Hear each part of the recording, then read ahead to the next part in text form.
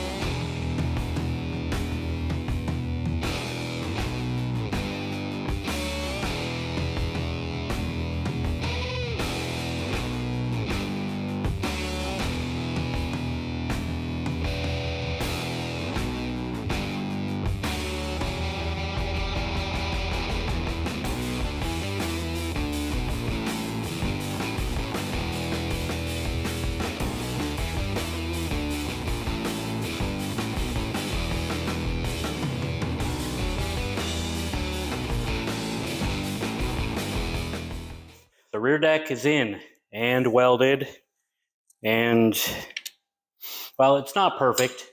I'm a good 1/8 to 1/4 of an inch off center from my measurements, which sucks. I guess an 1/8. It's definitely not perfect. You can kind of see my markings. It's relatively close. Go like that. Boom. You can tell it's just a hair off. But it's in there. She's all welded in. And the funny thing is, it's hard stopped here and it's hard stopped there.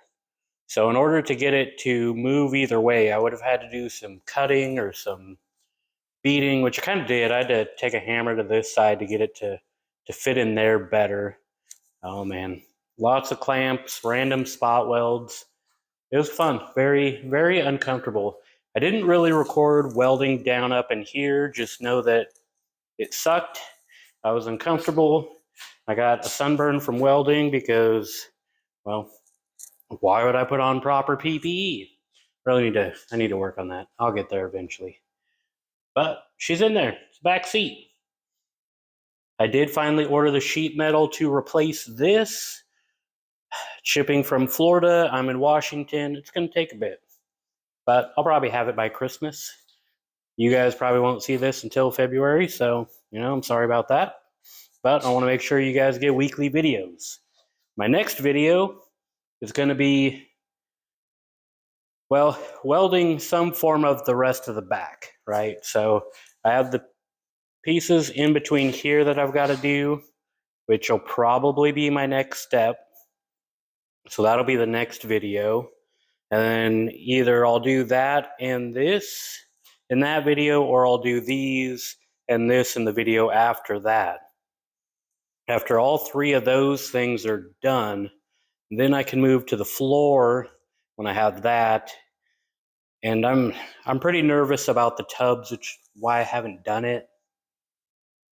Again, I'm not tubbing in, I'm just tubbing up, because I do plan on eventually having a 28-inch tire in the back at 14 inches wide.